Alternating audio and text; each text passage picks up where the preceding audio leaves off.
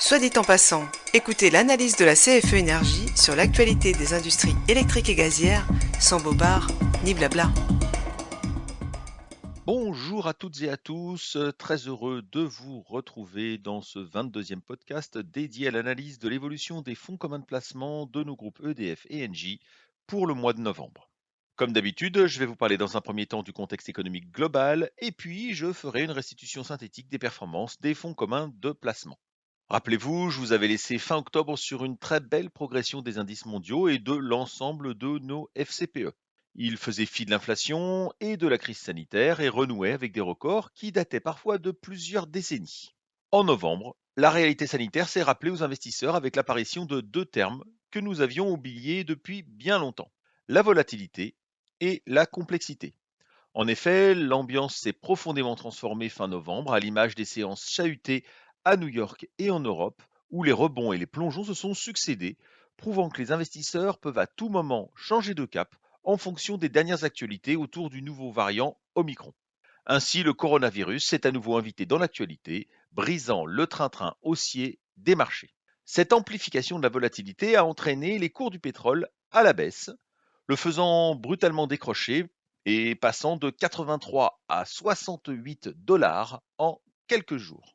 Heureusement, les nombreux résultats des entreprises au troisième trimestre et les perspectives pour les années qui viennent ont permis de grandement amortir cette chute. En effet, la rentabilité des entreprises n'a jamais été aussi élevée, soutenue par la politique des banques centrales et la reprise économique. Les valeurs technologiques ont même terminé en hausse, boostées par les risques de confinement qui se font jour un peu partout dans le monde et qui leur sont profitables. Ainsi, le CAC 40, après avoir battu un record historique datant de 1999, termine en baisse de 1,6% sur le mois de novembre. L'Eurostoxx 600, le Dow Jones et le MSCI World lui emboîtent le pas avec des baisses plus prononcées allant de 2,3% à 3,7%.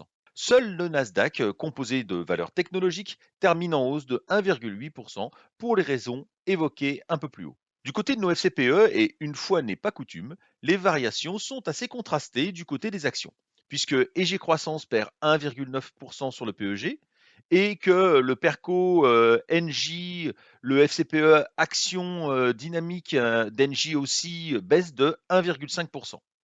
Dans le même temps, EG épargne de diversifier, Action Monde sur le PEG et Cap Long Terme sur le PERCO EDF gagnent un peu de terrain.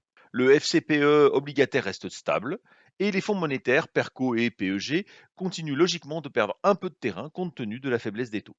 Voilà, c'est terminé pour ce mois de novembre. Je vous retrouve le mois prochain pour un nouveau commentaire de l'actualité de vos FCPE. À bientôt, au revoir. Soit dit en passant, écoutez l'analyse de la CFE Énergie sur l'actualité des industries électriques et gazières, sans bobard ni blabla.